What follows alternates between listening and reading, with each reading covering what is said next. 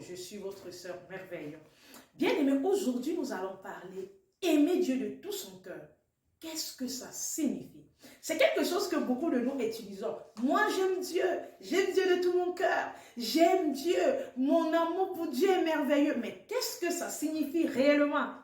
Avant de commencer, cette question est adressée à toi. Est-ce que tu peux me dire, selon toi, avant de continuer à écouter la vidéo, en commentaire, c'est quoi aimer Dieu de tout son cœur? Qu'est-ce que ça signifie pour toi?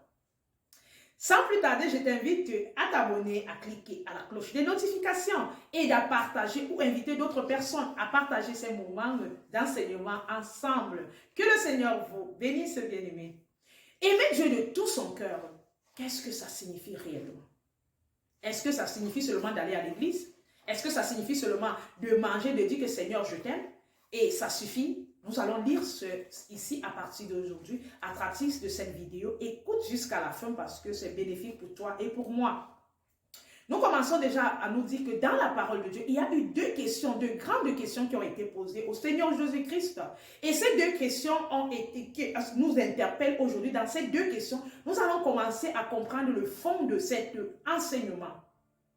La première question se trouve dans le livre de Matthieu 22, le verset 35 à 36, où je vais lire au nom de Jésus. Et l'un d'entre eux, docteur de la loi, il lui fut cette question. Pour l'éprouver, Maître, quel est le plus grand commandement de la loi? Jésus répondit, tu aimeras le Seigneur, ton Dieu, de tout ton cœur, de toute ton âme et de toute ta pensée. C'est le premier et le plus grand commandement. La deuxième question se trouve dans le livre de Marc. Marc 12, le verset 28 à 30. L'un des scribes qui avait entendu discuter, sachant que Jésus avait bien répondu au scrutin, s'approchait et lui demandait, quel est le plus grand commandement? Jésus répondit, voici le premier. Écoute Israël, le Seigneur, notre Dieu est unique, l'Éternel. Tu aimeras le Seigneur ton Dieu de tout ton cœur, de toute ton âme, de toute ta pensée et de toutes tes forces. Ici, on a deux questions. Quel est le plus grand commandement? Quel est le plus grand commandement qu'il a posé à la première question? Quel est le plus grand commandement? Et la seconde question, il a demande quel est le premier de tous les commandements. Et ici, on a recommencé à trouver aimer Dieu de tout son cœur, de tout son être, de toute sa pensée. C'est quoi aimer quelqu'un de tout son être, de toute sa pensée? Ça veut dire que c'est se donner à cette personne entièrement. Aimer Dieu, qu'est-ce que ça veut dire? Ici, nous développons alors qu'est-ce que veut dire aimer Dieu. Aimer Dieu de tout son cœur et de tout notre cœur est plus important. Mais qu'est-ce que ça signifie malheureusement? Ça signifie simplement de se dédier, de se donner, de s'attacher à la personne que nous avons décidé d'aimer. J'ai décidé d'aimer Dieu. Je dois aussi décider de m'attacher totalement à lui. Je dois décider d'accepter Jésus-Christ. Je dois accepter déjà ses commandements et je dois garder ses commandements. C'est ça, aimer quelqu'un. Aimer cette personne, c'est de l'accepter et c'est de garder. Celui qui garde vit les commandements. Alors, quand nous décidons que nous aimons Dieu de tout notre cœur, ça veut dire que nous avons décidé de faire la volonté de Dieu. Ça veut dire que nous sommes attachés à s'attacher à la volonté de Dieu, à obéir à la volonté de Dieu, à suivre la volonté de Dieu. Nous lisons dans le livre de Jean 14, le verset 15, nous dit ceci. Le verset, nous allons d'abord lire Jean 14, 15 et le Jean 14, 21. Il nous dit ceci. Si vous m'aimez, gardez mes commandements. Si tu décides d'aimer Dieu, tu dois garder les commandements de Dieu. Ça veut dire que si tu aimes Dieu de tout ton cœur, tu dois garder alors ses commandements. Dans le verset de Jean 14, 21, le verset 24, nous dit ceci.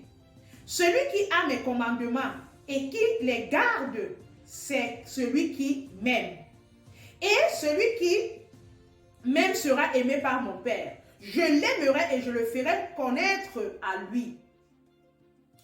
Il continue. Judée, non pas les Ixor, il lui dit, Seigneur, d'où vient que tu feras connaître de lui, et non au monde? Jésus répondit, si quelqu'un m'aime, il garde mes commandements, il garde ma parole, et mon Père l'aimera. Nous viendrons à lui et ferons notre demeure chez lui.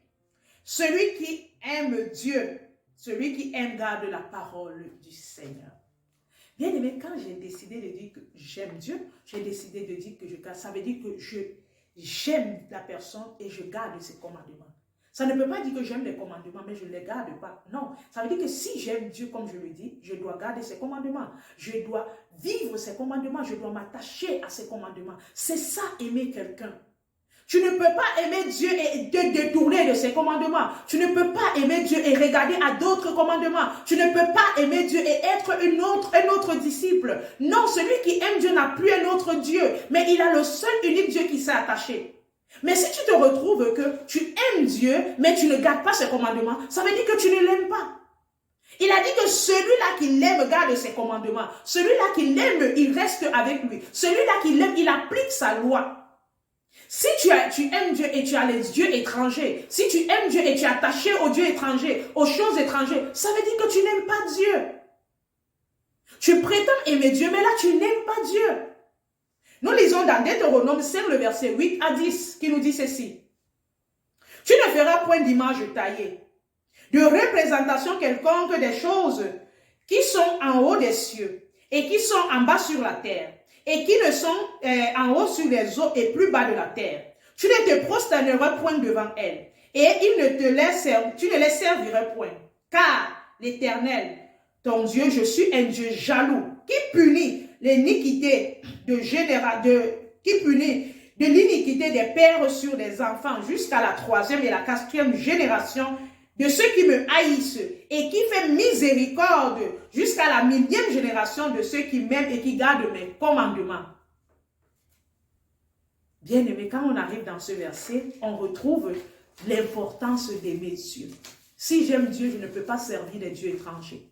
Il dit que tu n'auras aucune représentation quelconque. Beaucoup de nous avons mis d'autres choses qui sont des représentations quelconques devant la face de Dieu.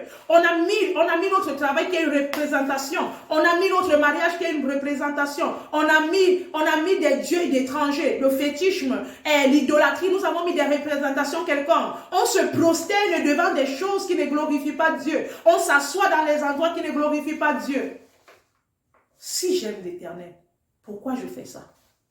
Si je dis que j'aime l'Éternel de tout mon cœur, alors je vais habiter ceci. Dans ce contexte, nous voyons qu'il dit qu'il punit de génération en génération.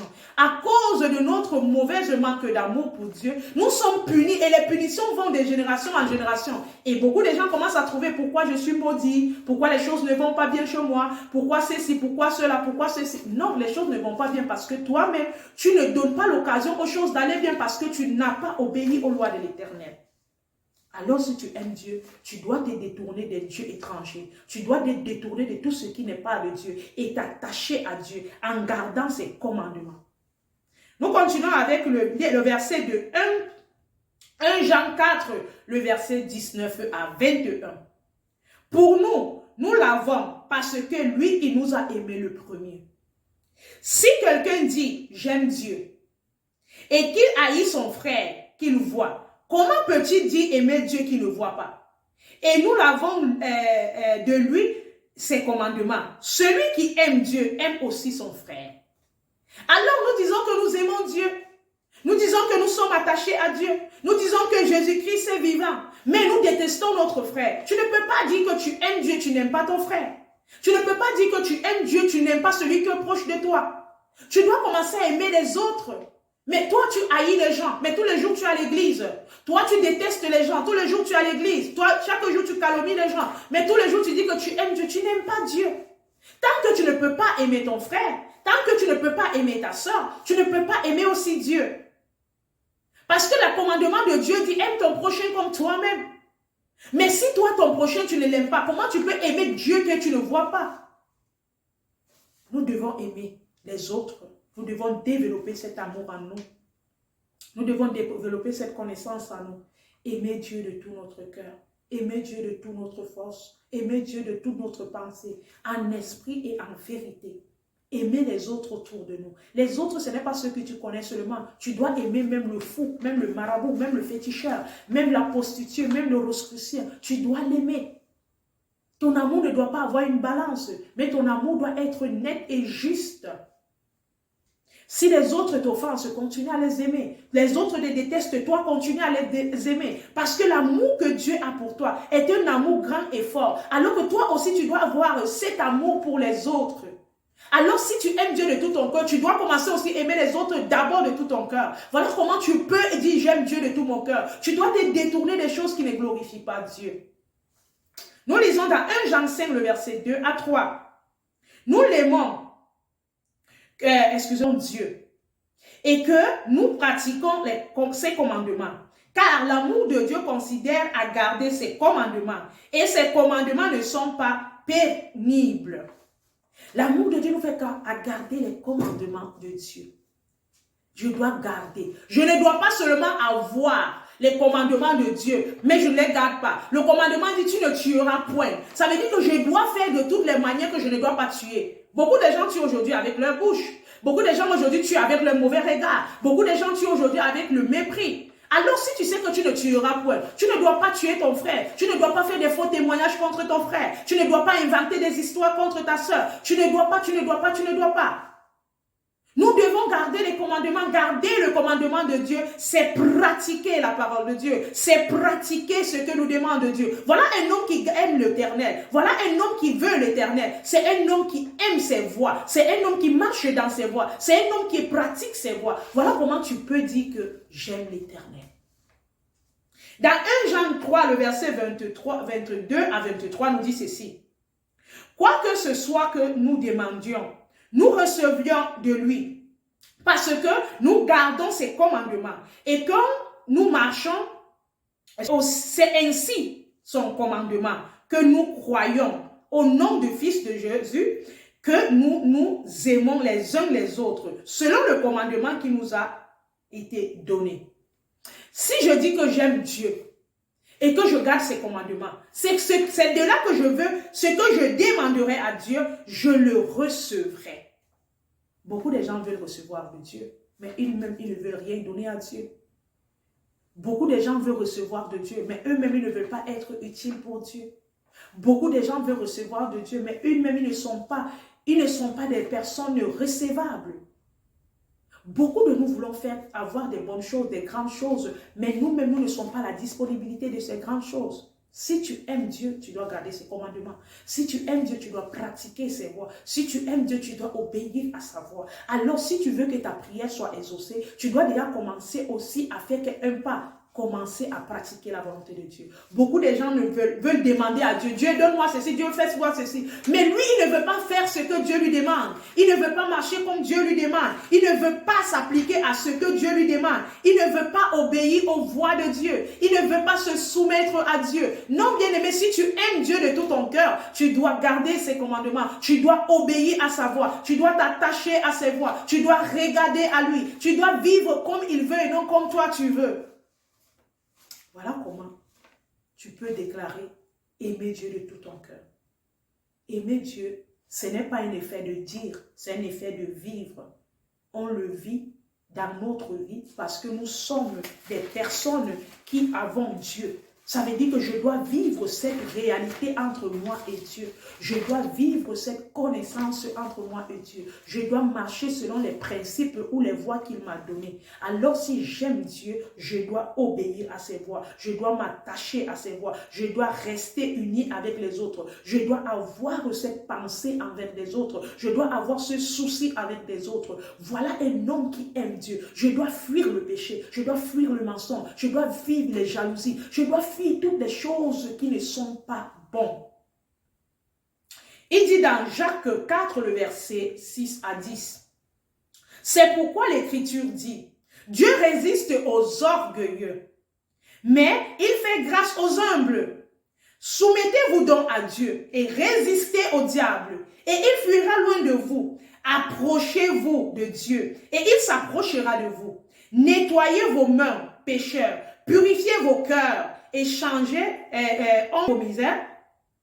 Soyez dans le deuil et dans les larmes, que votre rire se change en deuil et votre joie en tristesse. Humiliez-vous devant le Seigneur et il vous élèvera. Un homme qui a décidé d'aimer Dieu de tout son cœur, il va résister au diable. Il va aimer Dieu. Il va résister au diable. Il va rester humble. Mais beaucoup de nous sommes remplis d'orgueil. On ne peut pas aimer Dieu en étant orgueilleux. On ne peut pas aimer Dieu en étant cette personne qui est esclave de l'orgueil. On ne peut pas dire aimer Dieu en détestant son frère, en méprisant son frère, en méprisant sa soeur. Non.